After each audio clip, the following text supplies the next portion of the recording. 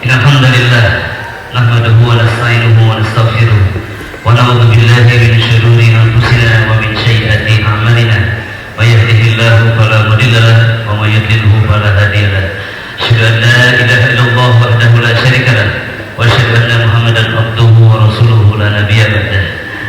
Qala Allah ta'ala fi kitabil karim a'udzu billahi minasy syaithanir rajim ya ayyuhalladzina amanu taqullaha haqqa tuqatih wa la tamutunna illa wa antum muslimun ya ayyuhan nas ittaqu rabbakumul ladzi khalaqakum min nafsin wahidah wa khalaqa minha zawjaha wa bassa minhuma rijalan katsiran wa nisaa'a wa taqullaha alladzi tasaaluna bihi wal arham innallaha kana 'alaikum raqiba ya ayyuhalladzina amanu taqullaha wa qulu qawlan sadida yuslih lakum a'malakum wa yaghfir lakum dhunubakum wa may yuti'illah wa rasulahu faqad faza fawzan 'azima. Qala Rasulullah sallallahu alaihi wasallam fa inna asdaqal hadis kitabullah wa khairul hadi hadi Muhammadin sallallahu alaihi wasallam wa sharrul umuri muhdatsatuha wa kullu muhdatsatin bid'ah wa kullu bid'atin dhalalah wa kullu dhalalatin finnar. Ibadallah, hamba-hamba Allah yang dimuliakan, kepada ibu semuanya, alhamdulillah segala puji hanya milik Allah Subhanahu wa taala, Rabb yang Maha Luas dan kekal kasih sayangnya. Pagi ini alhamdulillah atas berkat rahmat dan nikmat dari Allah Subhanahu wa taala, Allah kehendaki kita, Allah berikan taufik dan hidayah, kekuatan dan petunjuknya untuk bisa hadir duduk di majelis ilmu di pusat kota Bogor ini dalam rangka meningkatkan keimanan kita, mengisi ruangan jiwa kita yang kosong, mengisi hasanah keilmuan yang kurang dalam diri kita untuk meningkatkan kualitas iman dan amal kita. Alhamdulillah segala puji milik Allah Subhanahu wa taala.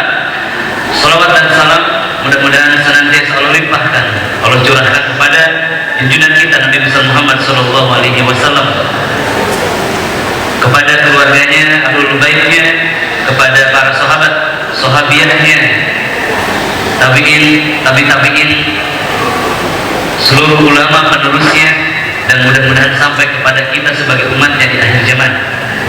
Amin ya Allah ya Rabbal Alamin. Mudah-mudahan Allah kumpulkan kita di jannahnya kelak dalam keadaan yang baik, dalam keadaan yang diridhoi, dalam keadaan Allah tidak murka kepada kita. Amin ya Allah ya Rabbal Alamin. Selanjutnya saya ingin menyampaikan rasa hormat saya, rasa syukur alhamdulillah. Saya juga mengucapkan selamat datang kepada ayahanda saya dan ibunda saya yang juga hadir di sini. Alhamdulillah, Bapak Parman dan Ibu Siti Jainab dari Jepang Kulon. Kemudian saya juga kepada trainer Rehabat Indonesia ataupun kepada tim elit dan seluruh elemen keluarga besar. Saya juga mengucapkan jazakumullahu khairan katsir kepada seluruh peserta, seluruh masyarakat, seluruh donatur, baik pemerintahan ataupun personal yang telah mendukung acara ini sehingga acara ini terlaksana dengan 0 rupiah. Bagi Bapak Ibu dan semuanya, sebagai sebuah persembahan dan komitmen daripada kami untuk umat Islam di Nusantara ini. Belum banyak yang bisa kami lakukan, belum bisa mengubah dunia, namun mudah-mudahan di setiap persembahan kami bisa mengubah personal-personal, bisa mengubah dunia masing-masing, sehingga Bapak Ibu semuanya kembali mencintai sunnah Nabi Sallallahu Alaihi Wasallam ini, mencintai Al-Quran dan sunnah, menjadikannya sebagai pedoman dalam kehidupan, tidak hanya mengambilnya sebagai pengobatan saja. Yang selanjutnya saya ingin mengucapkan juga rasa terima kasih saya secara personal kepada saudara saya Ahi Azam, Abdullah Azam, yang menjadi ketua umum atau mudir Rehab Hati Bogor, yang telah bersusah payah mengadakan persiapan untuk acara ini selama 1,5 bulan bersama dengan pemerintah, masyarakat, para donatur dan lain-lain, hingga akhirnya terlaksana acara ini dengan baik, dengan sangat istimewa. Bapak dan Ibu semuanya, itu adalah sebagai mukadimah awal dari dari saya, Nuruddin Al-Indonesia, untuk membuka acara ini. Ada yang belum disapa atau tidak di ruangan ini? Sepertinya ada ya, di sudut-sudut ruangan ini yang sedang rindu dendam dan menunggu untuk disapa. Siapa kira-kira? Makhluk-makhluk jin yang ada di ruangan ini perlu kita sapa juga. Saya ucapkan ahlan wa sahlan juga kepada kalian. Ahlan bikum, selamat datang kembali di pelatihan rehabilitasi Quran ini. Semoga Allah Subhanahu wa taala memberikan hidayah. Semoga Allah Subhanahu wa taala memberikan cahayanya agar kalian yang masalah jin juga mendapatkan nikmat, ya, mendapatkan furqan daripada Al-Quran dan mendapatkan sifat, mendapat ketenangan sehingga rujuk kepada yang hak dan secepatnya meninggalkan hamba-hamba Allah di ruangan ini, pergi sejauh-jauhnya. Demikian Bapak Ibu semuanya, apa kabar? Bagaimana kabarnya? Luar biasa, mukadimahnya panjang sekali ya. Bapak dan Ibu semuanya, banyak doa-doa yang sudah terlantunkan pagi ini. Masya Allah, dari Bapak Ketua MUI, dari Bapak Wakil Wali Kota, dari yang membacakan doa, dari teman-teman, dari yang baca Al-Quran, itu seluruhnya adalah mukadimah yang baik. Kita tidak pernah tahu kapan Allah Subhanahu wa taala mengabulkan doa kita. Kita tidak pernah tahu kapan atau doa mana yang Allah Subhanahu wa taala kabulkan dari diri kita. Ya ingat, Allah Subhanahu wa taala tidak memerlukan obat untuk menyembuhkan kita. Betul apa tidak? Allah Subhanahu wa taala tidak memerlukan training rehab hati untuk mengobati Bapak dan Ibu. Allah Subhanahu wa taala tidak memerlukan ruqyah untuk mengobati Bapak dan Ibu. Barangkali dari doa-doa tadi ada satu saja yang Allah kabulkan, maka itu sudah sangat luar biasa, akan mengubah kehidupan kita. Masya Allah. Ya, mudah-mudahan kita refresh kembali semangatnya ya, sambil takbir yang kuat ya, untuk mengusir rasa gundah gulananya ya, dan mengembalikan semangatnya. Ahadun ahad. Baik, mari kita lihat kembali tentang rehab hati. Apa itu rehab hati?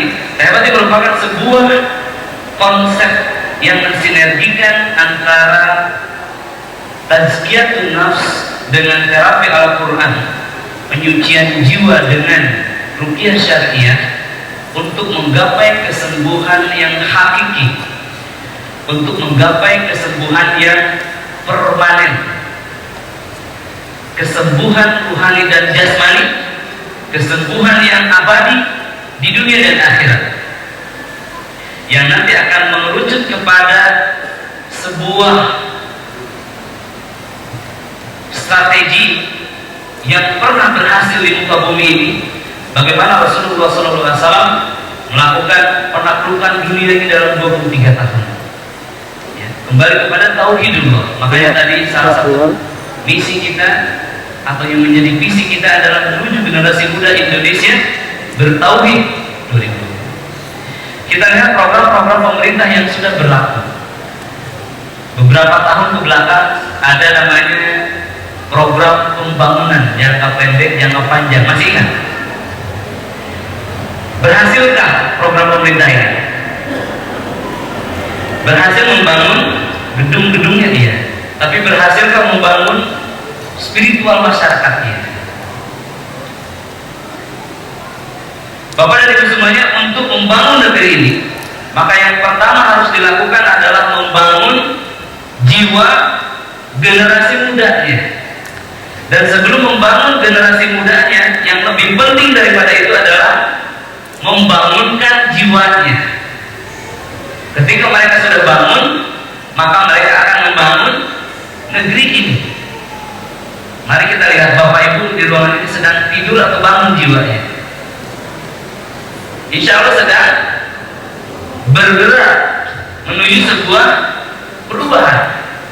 Seorang profesor di Jepang mengatakan bahwa gen manusia ini 95% tertidur.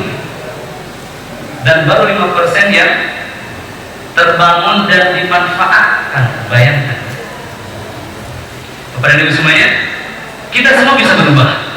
Konsep daripada rehat hati ini yang merupakan kristalisasi konsep dari 4-5 tahun research kita, eksplorasi kita di berbagai penjuru tanah air, adalah bertujuan untuk membangun sebuah konsep yang nanti mensinergikan antara tazkiyatul nufus dengan terapi Al-Quran, dengan tujuan untuk menyembuhkan, dengan tujuan untuk mengobati, mengangkat berbagai kesempitan, kesulitan di dalam diri kita menuju kesehatan yang hakiki, kesehatan yang sempurna. Nah, untuk menggapai hal ini, maka kita memiliki beberapa tahapan seperti kita lihat di layar. Ya. Yang pertama, kita harus kenal dulu tentang apa itu ruqyah syar'iyyah, apa itu terapi Al-Quran, bagaimana akar historisnya, bagaimana dalil-dalil definitifnya, bagaimana dalil-dalil logika ilmiahnya yang secara logis kita pahami, ya. Atau kemudian apa ciri-ciri orang yang membutuhkan terapi ruqyah syar'iyyah ini, apa ciri-ciri orang yang di dalam tubuhnya ada setan, ada jin, apa sebab-sebab setan itu masuk dalam diri kita, hal-hal apa yang akan menguatkan kita, hal-hal apa yang melemahkan musuh kita. Kita akan lihat perbandingan antara pengobatan Al-Quran dan pengobatan medis lainnya. Kita lakukan perbandingan. Kita akan lihat pembeda antara ruqyah syar'iyyah dan ruqyah syari'iyah. Maka itu terkelompokkan dalam sebuah konsep. Ini tahapan yang pertama. Baik. Yang kedua, kita akan persiapkan jiwa kita agar siap menerima Al-Quran ini masuk ke dalam diri kita tanpa hambatan, lalu tinggal di dalam kolbu kita dan membekas di sana, tidak keluar lagi. Kita mencintai Al-Quran, ya, we attach Al-Quran with ourselves, sehingga Al-Quran ada dalam diri kita. Kita tidak usah meminta untuk diterapi karena sudah ada di dalam sini. Di dalam jiwa kita menjadi kuat, ya. Tazkiyah an-nafs, tahapan kedua adalah penyucian jiwa dari kotorannya agar Al-Quran ini masuk ke dalam jiwa kita secara sempurna dan tinggal di dalamnya, mengubah kehidupan kita, menyembuhkan rohaninya, lalu jasadnya sempurna. Di tahapan berikutnya ada simulasi. Kita akan uji cobakan terlebih dahulu. Apakah benar Al-Quran ini berpengaruh terhadap diri kita? Adakah reaksinya terhadap diriku? Apakah Al-Quran ini obat yang cocok untuk diri saya? Kita akan uji cobakan pagi ini, insya Allah. Kemudian selanjutnya kita akan buka, kita akan bongkar rahasia terapi kesembuhan dengan Al-Quran. Apa yang membedakan bacaan ruqyah dengan bacaan muslim yang lainnya? Kenapa Al-Quran ini menjadi obat? Apa rahasia-rahasia? Kemudian yang selanjutnya di tahapan berikutnya praktis atau praktek. Kita akan praktikan apa yang sudah diteorikan. Kemudian selanjutnya ada demonstrasi ruqyah. Kita akan coba ambil salah satu dari bapak yang sakit, kita coba terapi di situ. Dan bapak ibu melihat dengan sempurna dari awal sampai akhir bagaimana prosesnya, sehingga bisa menduplikasi dan melakukannya di rumah. Selanjutnya tujuan terakhir adalah pelatihan agar bapak dan ibu semuanya seluruhnya, adik-adik, mampu melakukan pengobatan diri sendiri atau self healing. Kira-kira berapa lama program ini berjalan? Yang sudah kita observasikan di berbagai tempat di Nusantara ini, kita butuh 2 hari saja, alhamdulillah. Yang terbaik pernah kita aplikasikan di Palopo 2 hari 1 malam. Ada 1.400 peserta dan ada peserta yang tersisa sebanyak 1.000 orang sampai jam 12 malam di hari terakhir. Yang 400-nya diculik setan. Alhamdulillah, mudah-mudahan Bapak Ibu tidak ada yang diculik setan hingga bisa mengikuti acara ini sampai akhir dan melihat kesimpulannya. Baik, karena ketika Bapak bertekad bersungguh-sungguh, maka setan pun bersungguh-sungguh. Kadang-kadang dia lebih sabar dari ibu. Ibu baru beberapa jam sudah kiplik-kiplik ya. Tahu kiplik-kiplik bagaimana? Lebih fokus pada tubuhnya yang panas. Nah ini salah sambung. Kita ini bukan sedang memanjakan tubuh kita, tapi sedang memanjakan jiwa. Makanya yang masih fokus kepada tubuhnya masih belum connect. Kita harus connectkan dulu. Konsep ini telah kita uji cobakan di seluruh Nusantara, insya Allah dalam 2 hari 1 malam. Di dalamnya ada 5 kali ruqyah. Yang pertama asyar, setelah asar, isya hari pertama setelah isya sampai jam 12 malam. Kemudian hari kedua pagi-pagi jam 8. Kalau di Bogor tidak mungkin kayaknya, karena kita buat jam 8, bapak-bapak datang jam 10. Jadi tidak mungkin kayaknya besok pagi ini dilakukan ini. Kemudian yang berikutnya asar hari kedua dan isya selepas isya hari kedua, 5 kali terapi. Maka dalam 5 kali terapi ini setan-setannya akan tergerus. Barangkali tahapan awal di terapi masih lihat kanan, lihat kiri, lihat temannya reaksi sedikit langsung mendelik mata, ini banyak jinnya. Padahal jin yang lebih besar diam di dalam tubuhnya. Jin itu semakin besar, semakin halus tipu dayanya. Makanya nanti kalau ada jin yang pertama kali reaksi pada belum mulai ruqyah, itu jin yang paling kecil di ruangan ini. Kita akan ketawakan, kita akan tonton dia. Ya. Ini teman-teman semuanya, konsep ini membutuhkan waktu 2 hari. Namun hari ini sepertinya saya punya waktu hanya berapa jam ini kira-kira? Hari ini 1 jam sampai zuhur dan 2 jam setelah zuhur. Maka yang konsep 3 hari ini kita kristalkan, kita ringkas menjadi 3 jam. Bagaimana, siap tidak? Karena besok ada pemateri yang lebih dahsyat. Kita akan bongkar lagi tentang rahasia-rahasia akhir zaman, rahasia-rahasia akhir zaman dan herbal. Yang ini juga mendukung. Maka besok saya tidak hadir, namun Bapak wajib hadir karena masih ada ruqyah lagi, ya kan? Namun saya hanya mengisi insya Allah hari ini sebanyak berapa jam? 3 jam. Saat ini 1 jam, setelah zuhur 2 jam, setelah asar ruqyah masih dahsyat. Maka perhatikan baik-baik apa yang disampaikan, karena ini adalah kristalisasi konsep daripada keseluruhannya. Yang pertama, dalam konsep rehat yang penuh, kita lihat di stage awal ini adalah sebuah gambaran bagaimana rehat hati ini berfungsi nanti mengubah keadaan spiritual manusia dan jasanya sembuh. Kemudian basic symptom, kita lihat ciri-ciri orang yang kena gangguan sebagai diagnosa.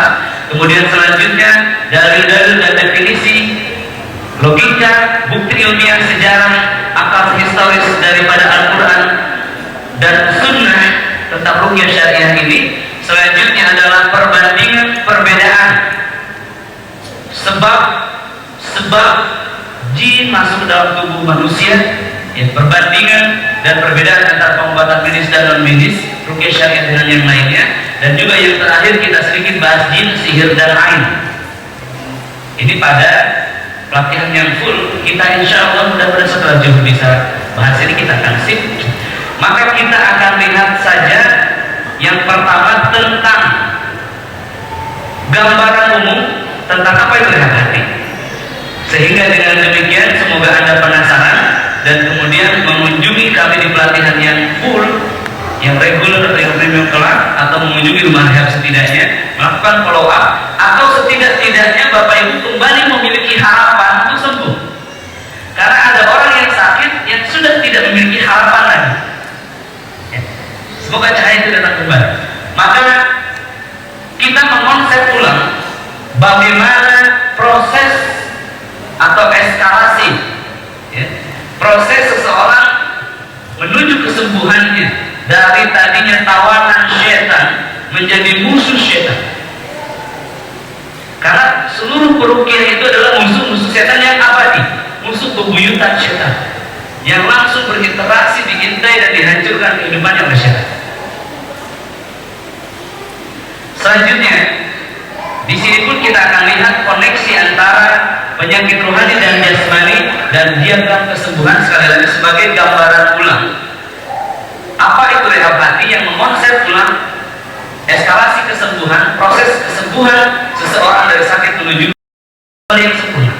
Pertama, Bapak dan Ibu semuanya, ketika kita mulai merasakan sakit dalam diri kita, ya, mulai merasakan berbagai ketimpangan, keanehan-keanehan, penyakit yang tidak ada obatnya, keguncangan-keguncangan di dalam diri kita, maka setan memanfaatkan Anda agar manusia ini terjerumus dalam kesesatan, menawarkan pengobatan-pengobatan melalui wali-walinya, yaitu kalangan dukun. Apa yang harus kita lakukan? Apa yang harus kita lakukan ketika kita mengalami diri kita dalam kondisi tidak seimbang, ya, unbalance, sakit, lemah, merasakan berbagai kontroversi hati? Apa yang harus kita lakukan? Maka pertama kali kita harus melakukan diagnosa, ya, melakukan penelitian, perenungan. Ada apa sebenarnya hal yang sudah kita lakukan di masa lalu? Kita koleksi, analisa data, lakukan sendiri, hisab dirinya. Karena setiap kesulitan itu dipastikan datang dari diri kita sendiri, disebabkan oleh tangan kita sendiri. Kesulitan itu kadang berupa ujian, kadang berupa peringatan, kadang berupa musibah, kadang berupa ajab. Jangan ketika ibu sakit kemudian ibu lalu berkata, ah, ini adalah ujian dari Allah. Padahal selama ini tidak pernah menjadi hamba Allah. Ujian biasanya diberikan kepada siapa? Kepada orang yang sudah mengikuti perintah. Anak SD sekolah 6 tahun baru boleh ikut ujian nasional, ya. Kita kuliah 4 tahun baru boleh mengikuti skripsi. Skripsi dan ujian nasional soalnya berbeda. Tidak mungkin seorang guru memberikan soal ujian nasional kelas 6 SD kepada seseorang yang sedang mengerjakan skripsi, dan begitu pun sebaliknya. Nah, Allah Subhanahu wa Ta'ala sangat mengetahui kondisi keimanan kita, kondisi stabilitas mental kita. Maka dalam suatu kondisi ketika kita sudah berjalan sesuai dengan koridor syariat, maka Allah menguji kita. Nah, itu disebut dengan ujian. Misalkan begini, Bapak selama ini sholat 5 waktu, Ibu sudah berhijab, sudah zakatnya dibayar, puasa sunnahnya dicicil, ya, seluruhnya sudah dilakukan, dan kita beriman dan taat kepada Allah, maka kemudian kita dapat kesulitan, maka itu adalah ujian. Namun kalau selama ini tidak pernah sholat, dapat kesulitan, jangan berkata ujian, kegiatan. Betul? Pahamkan apa yang disebut GR ini? Barangkali itu adalah musibah atau azab. Nah, ada tadi peringatan. Peringatan ini kepada siapa? Kepada orang-orang yang sebelumnya berjalan pada koridor syariat kemudian menyimpang, lalu Allah beri peringatan. Kalau azab ini memang kepada orang-orang musyrikin, kepada orang-orang yang syirik, yang menyekutukan Allah, yang berbuat dosa dengan terang-terangan, maka Allah akan membuat dia putus asa dengan dosa, dengan kesulitan-kesulitan, sehingga dia kembali. Nah, teman-teman, kita lakukan analisa, ya, kita lihat apakah sakit ini ujian, peringatan, musibah, atau bahkan azab. Misalkan dadanya sakit, ya, cek kembali selama ini, ya, apakah kita sering marah, apakah kita masih mengeluh, apakah kita tidak pernah memberikan makanan kepada dada kita, yang diberikan perut saja misalkan, Kemudian apabila perut kita sakit, lambung kita sakit, cek kembali barangkali 10-20 tahun ke belakang pernah melakukan hal-hal yang diharamkan, mengundang setan ke dalam tubuhnya melalui tenaga dalam yang kemudian membuat lambungnya sakit dan lain-lainnya. Kalau kita kena sihir, cek kembali, atau barangkali kita pernah membuat seseorang sakit dan hasad kepada kita. Seperti itu, lakukan analisa data, pisahkan antara penyakit jasad dan jiwanya.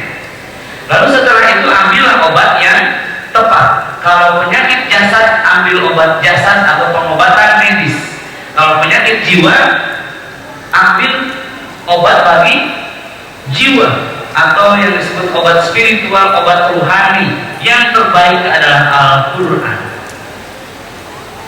Misalkan ketika Bapak sakit kepala, maka itu merupakan bagian daripada penyakit pada jasadnya, maka obatnya pun bersifat jasadi, pil, dipijit-pijit, betul kan? Itu kan jasad. Kemudian sakit perut, itu penyakit jiwa apa jasad? Jasad, maka obatnya pun sesuatu yang bersifat jasad, makanan yang bersifat materi, begitu ya. Kemudian sakit jantung, ini jiwa apa jasad? Jasad ya, sakit jantungnya dilihat, dicek. Kemudian patah tulang, itu adalah penyakit-penyakit jasad. Nah, ada penyakit yang di luar itu, yaitu penyakit jiwa, penyakit-penyakit yang tidak terdeteksi medis, atau disebutnya dengan penyakit psikis.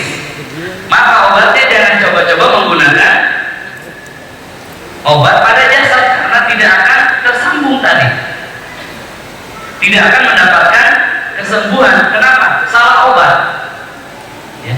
Ibu sakit jantungnya ini bukan disebabkan bengkaknya pada jantung, namun memang emosi yang berlebihan misalkan, atau ada sesuatu yang mendorong emosi ibu, maka diobati, dioperasi berapa kali pun tidak akan mendapatkan kesembuhan. Seperti ini. Kalau di ruangan ini kira-kira lebih banyak yang sakit jasadnya atau jiwanya? Jiwanya ya? Sakit jiwa ya? Di ruangan ini tadi ibu mengatakan lebih banyak orang yang sakit jiwanya. Kira-kira betul nggak? Betul ya? Sihir itu sakit pada jiwa. Kemudian penyakit-penyakit yang tidak terdeteksi medis itu penyakit jiwa. Kemudian ada juga yang sulit jodohnya, jomblo menahun, itu juga penyakit jiwa. Penyakit jiwa dan gangguan jin, komplikasi. Juga banyak penyakit-penyakit yang lainnya yang tidak terdeteksi medis, maka itu penyakit jiwa. Maka kita harus pisahkan, kemudian ambil obat yang tepat. Lalu sebelumnya lakukan simulasi. Lakukan simulasi. Di sini lakukan uji coba. Tujuannya agar kita mendapatkan pengalaman. Yang pertama lihat pengalaman eksperimen. Ya. Kita melakukan eksperimen, ya, melakukan uji coba. Kemudian di sana kita melihat reaksi pada sakitnya. Misalkan Bapak sakit lambung, ketika dibaca Al-Quran, iya ya, sakit. Kemudian misalkan ketika Bapak sakit jantung, ketika dibacakan Al-Quran, jantungnya bergetar, misalkan ya, seperti itu.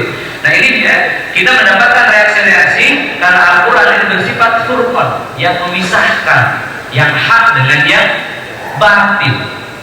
Bapak dan Ibu, ada berbagai macam penyakit gangguan jin. Ada gangguan jin keturunan, ada jin yang kita undang, dan yang ketiga itu sihir.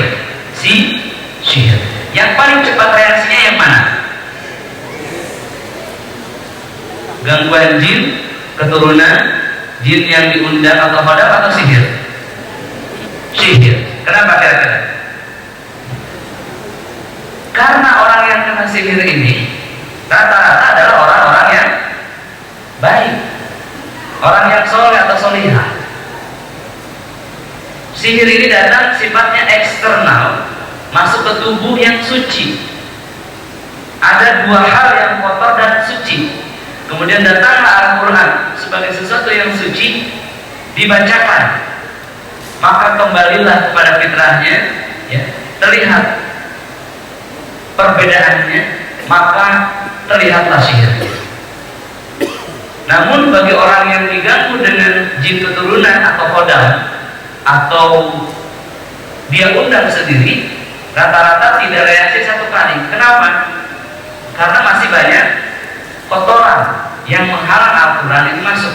Kalau sihir adalah sesuatu yang tidak dikehendaki, yang masuk, ibu sendiri tidak mau, bapak sendiri tidak mau, dan bertolak belakang antara dia, ruh yang jahat, dan ruh kita. Maka ketika dibacakan Al-Quran, dia cepat, Al-Quran bereaksi menjadi pukul, menjadi pemisah, karena memang sudah terpisah.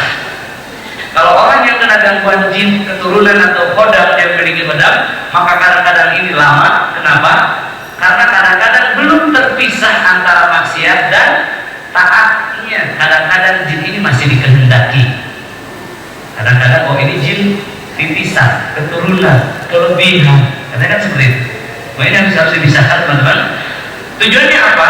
Simulasi-simulasi ini tujuannya agar lahirlah keyakinan dan kita mendapatkan harapan. Oh, ternyata dokter mengatakan tidak ada obatnya, Al-Quran dibacakan bereaksi tubuh saya, maka saya punya harapan untuk sembuh. Dengan Al-Quran tinggal mencari rahasianya. Lalu kemudian lakukan terapi secara berulang-ulang. Lakukan terapi secara bertahap, tidak satu kali namun berkali-kali, karena ada tahapannya. 1 kali, 2 kali, 3 kali, 4 kali, 5 kali, 6 kali, 7 kali. Stop dulu, lalu lakukan terapi mandiri. Kemudian selama 40 hari, maka kita akan menemukan jawaban. Di dalamnya akan ada hal-hal yang besar. Namun teman-teman, sebelum kita masuk pada terapi mandiri, kita lakukan terlebih dahulu terapinya dengan seksama, dengan jujur, dengan ridho, dengan bertahap. Tadi malam saya baru sampai di Bogor ini jam 11:30, karena macet di Cicurug. Saya dari Baros ke Kuning. Ada satu keluarga yang kita terapi, salah satu donatur terbesar di Realati. Beliau saat kami bacakan Al-Quran setelah melalui proses tausiah sekitar 1,5 jam, tidak ada satupun yang reaksi. Namun ketika ditanya dari 10 orang tersebut, semuanya positif. Ada pegal di bahu, ada pusing di kepala, ada berdebar-debar, ada yang menangis, ada yang mengantuk, ada yang bergetar tangannya. Kemudian setelah itu terpotong asar. Kemudian setelah asar saya sentuh satu persatu, dan seluruhnya reaksi macam-macam. Nah ini, jadi di putaran kedua barulah terasa, begitu Bapak. Makanya kita terapkan konsep 5 kali terapi ruqyah syar'iyyah. Masya Allah. Siap nggak kira-kira 5 kali? Tapi saya lihat sudah mulai cooling down ini, sudah mulai hibernasi, betul apa tidak ya? Betul ya? Masya Allah, Masya Allah. Matanya, pupilnya mulai mengecil. Betul ya? Apa saya nggak salah lihat ya? Wallahi saya hanya tidur 1 jam tadi malam Pak. 1 jam, dan dilanjutkan habis sarapan pagi tadi 1 jam lagi. Belum ngantuk ini. Belum ngantuk, dan saya tidak merencanakan untuk ngantuk karena saya tahu panggung ini bukan untuk tidur. Bapak Ibu ada yang datang rumah niatnya untuk tidur di situ, ada nggak? Tidak ada. Kalau tidak ada, maka bisa dipastikan ada yang saat ini mengantuk sudah kerasukan. Ayo, bagaimana? Bagaimana obatnya? Setan sudah mulai merasuk di matanya. Dan nanti jangan ditanya, jangan bertanya, Ustaz kenapa saya tidak ada reaksi? Karena sekarang sudah reaksi awal. Belum sudah reaksi. Teman-teman perhatikan. Waktu saya hanya 3 jam. Baik, kemudian mulailah terapi, lakukan secara bertahap. Berapa kali tadi? Sekitar 1 sampai 7 kali saja. Jangan ketagihan. Ini kerugiannya, ini unyu-unyu ini. Masih muda-muda ini. Saya jadi senang kepada dia, enak, nyaman sama dia. Begitu Bu ya. Kemudian jadi ketagihan. Dahulu ketagihan sama mbah dukun, sekarang mbah dukunnya sudah taubat. Sekarang ketagihan sama praktisi ruqyah, kesyirikan yang baru. Maka harus di stop. Harus di stop. Ya, harus ada keinginan untuk bisa melakukan terapi sendiri. Ya, terapi sendiri. Karena nanti lama-lama perugiannya akan bosan melihat ibu. Dan bapak nanti sudah bosan melihat dia bagaimana. Ya, teman-teman, mari kita lihat eskalasinya. Lakukan terapi secara bertahap. Lalu istiqomahlah di sana. Kenapa istiqomah? Pertolongan Allah hanya akan turun ketika manusia istiqomah. Innal ladzina qalu rabbuna Allah tsumma istaqamu tatanazzalu 'alaihimul malaikah. Sesungguhnya orang-orang yang mengatakan Allah adalah Rabb kami, kemudian mereka istiqomah di dalamnya, tatanazzalu 'alaihimul malaikah. Maka Allah turunkan para malaikat yang memberi kabar kepada mereka, alla takhafu wa la tahzanu. Jangan kalian takut, jangan kalian sedih. Wabshiru bil jannah. Ya, Masya Allah. Pertolongan dari Allah Subhanahu wa taala melalui para malaikatnya hanya akan datang kepada orang-orang yang istiqomah, yang berkomitmen dalam sunnah. Tidak hari ini peruqyah, besok dukun, besoknya lagi dokter. Jadi obat sodanya setengah, obat kimianya setengah. Nanti sembuhnya pun setengah, hijrahnya setengah. Jadilah dia manusia setengah jiwa. Bagaimana manusia setengah jiwa jalannya? Miring ke kiri, miring ke kanan, tidak jelas arahnya. Maka harus istiqomah. Selanjutnya, insya Allah Taala biiznillah kita akan sembuh.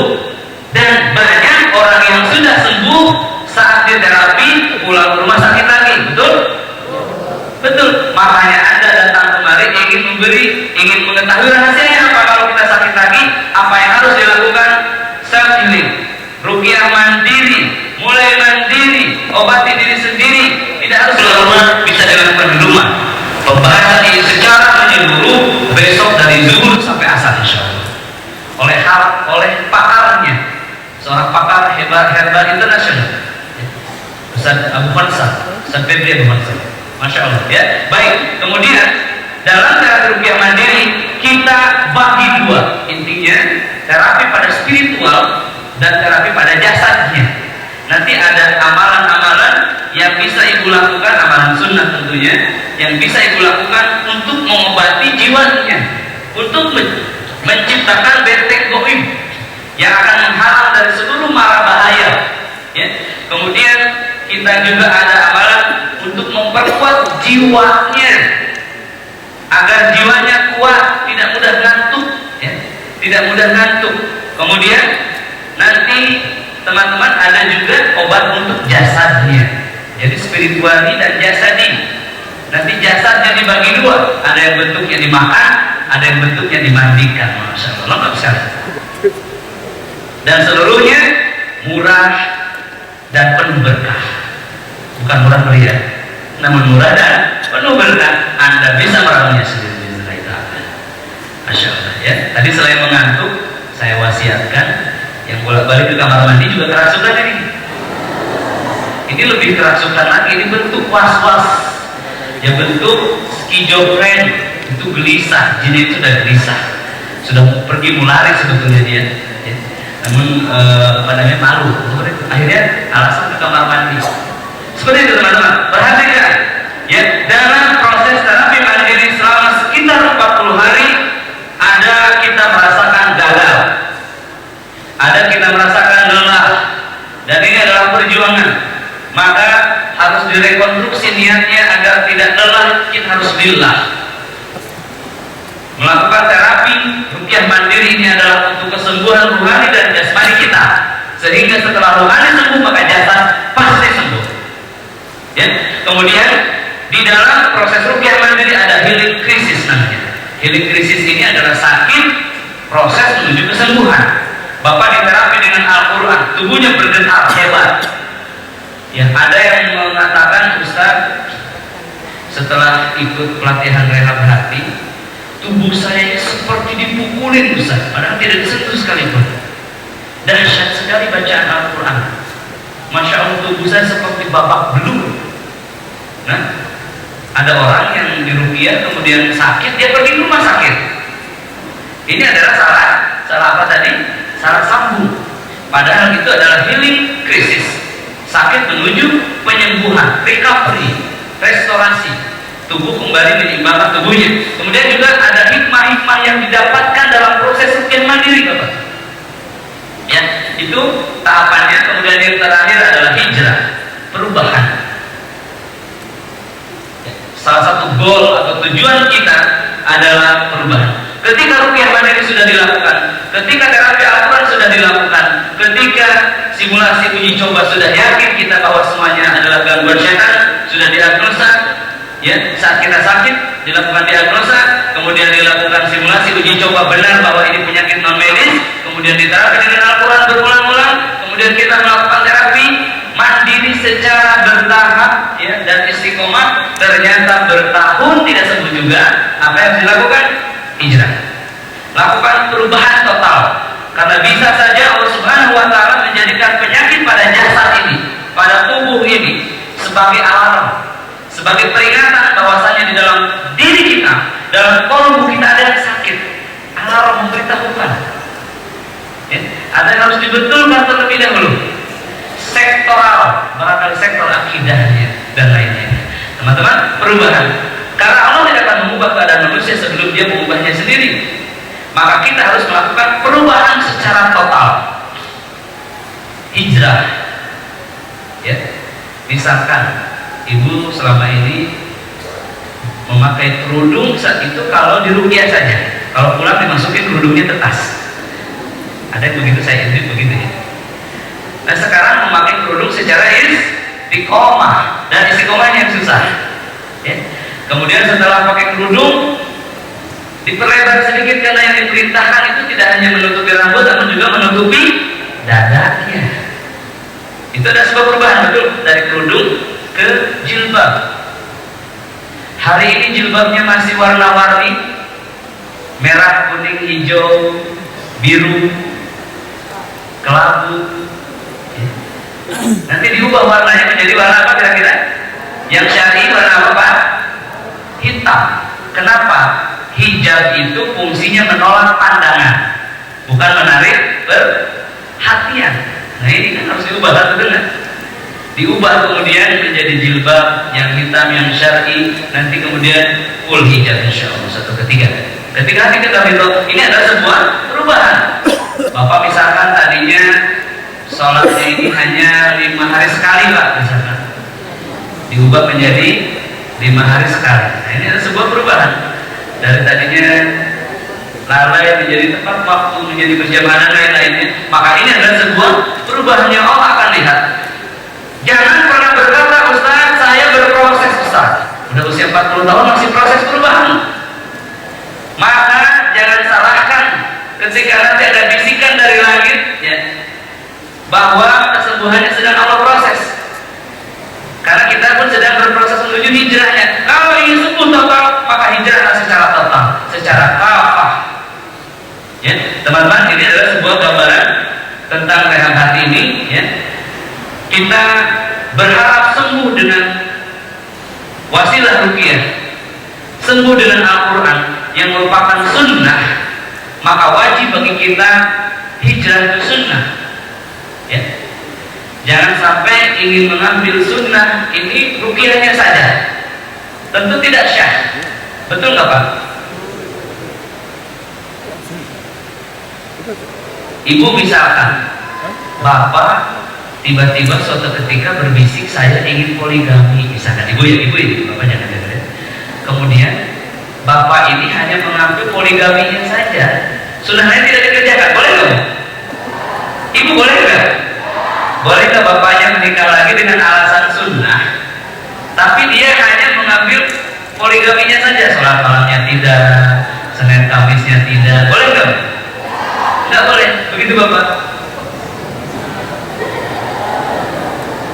Jadi kita pun tidak boleh hanya mengambil ruqyah saja karena tahu ini sunnah yang penuh berkah, lalu meninggalkan sunnah-sunnah yang lainnya. Betul nggak, Pak?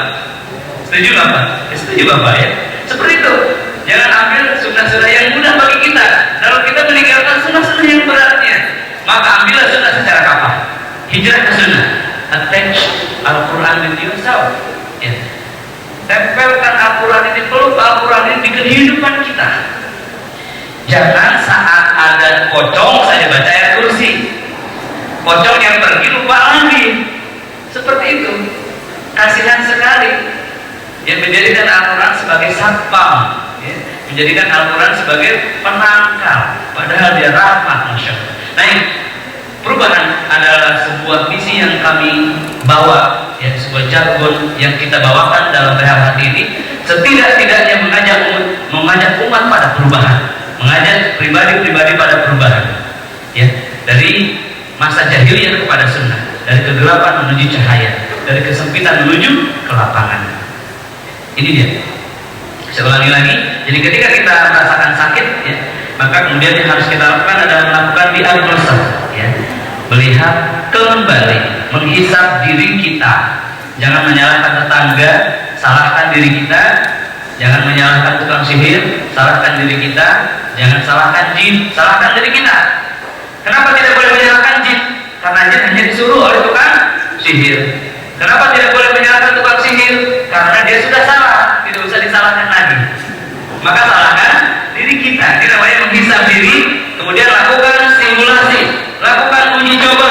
Bagaimana Ustaz simulasi? Dengarkan Al-Quran ini 1 jam, 2 jam pada dirinya. Apakah nyaman atau gelisah saat mendengarkan Al-Quran? Seharusnya saat dibacakan Al-Quran, hati kita menjadi tenang. Saat dibacakan Al-Quran, hati kita menjadi rusuh, maka bisa dipastikan ada sesuatu yang perusuh di dalam diri kita, yaitu syaitan.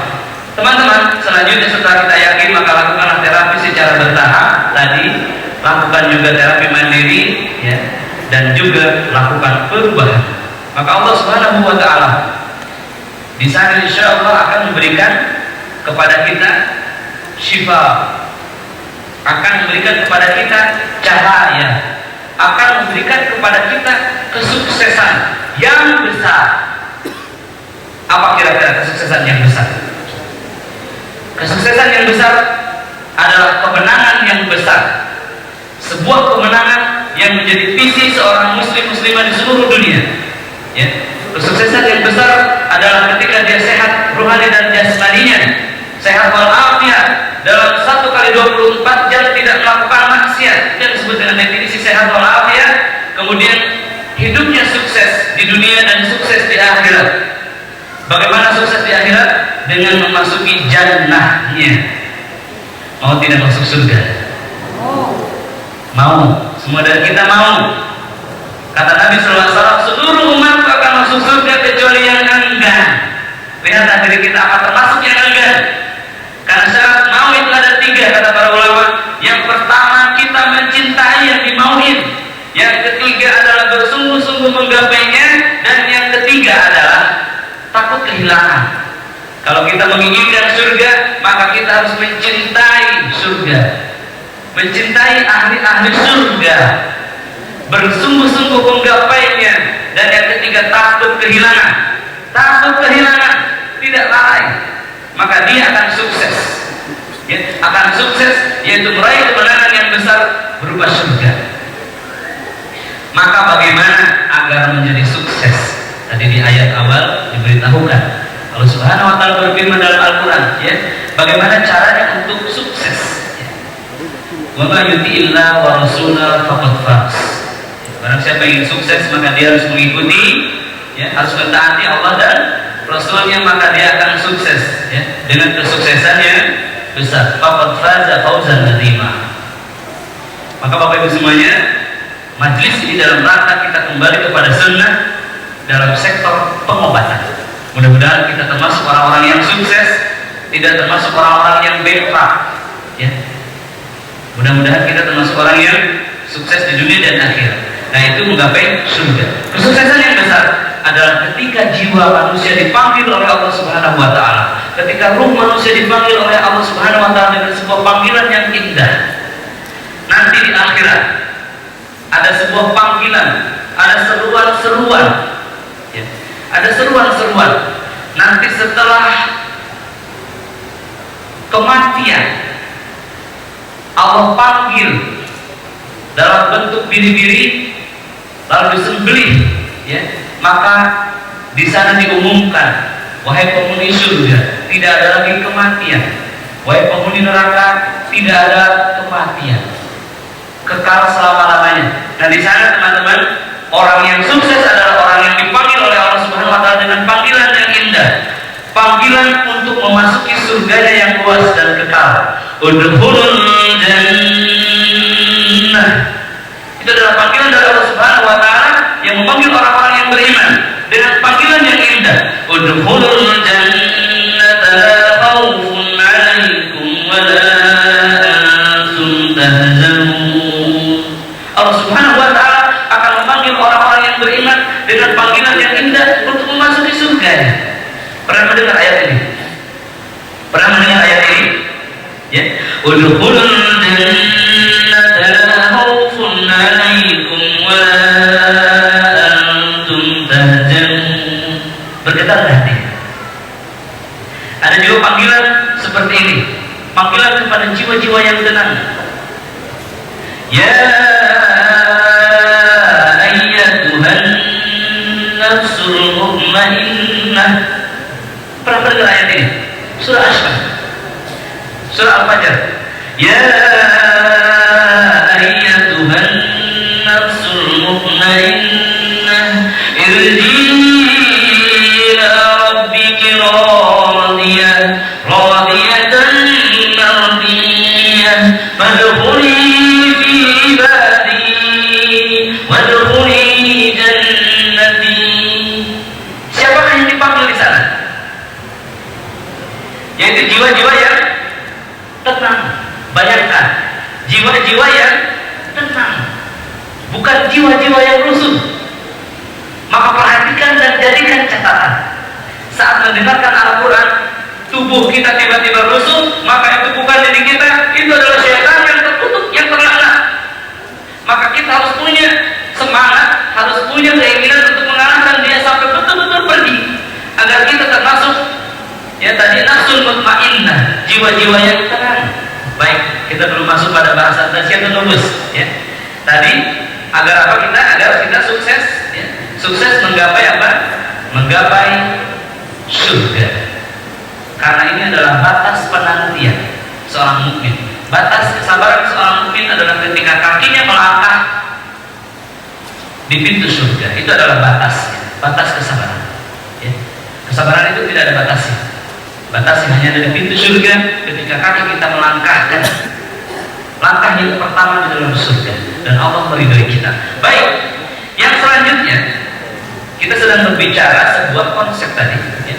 Di dalam konsep ini teman-teman, saya membuat sebuah diagram bahwasannya ternyata Al-Quran ini hanya sekitar 5% saja mempengaruhi atau menjadikan akselerasi kesembuhan. Yang selanjutnya adalah ruqyah mandiri sekitar 15%, dan hijrah ini mendobrak sekitar 10% penyempurnanya. Jadi ibu tidak masalah kalau misalkan belum mau berjilbab, ya cukup saat diruqyah saja, ya. Namun nanti kalau tidak berubah, maka ada 10% yang berkurang. Bahasanya seperti itu. Dan ada 70% yang sangat besar. Ini adalah tazkiyah an-nafs atau penyucian jiwa dari kotorannya. Jadi tahapan awalnya harus kita lakukan adalah, pertama kita memahami ruqyah syariah termasuk di dalamnya terapi Al-Quran. Kemudian selanjutnya memahami tazkiyatun nufus, ya, penyucian jiwa dari kotorannya. Kemudian memahami ruqyah mandiri sebagai bekal di rumah, dan membuat tekad-tekad yang baik untuk merubah sesuatu dalam diri kita. Maka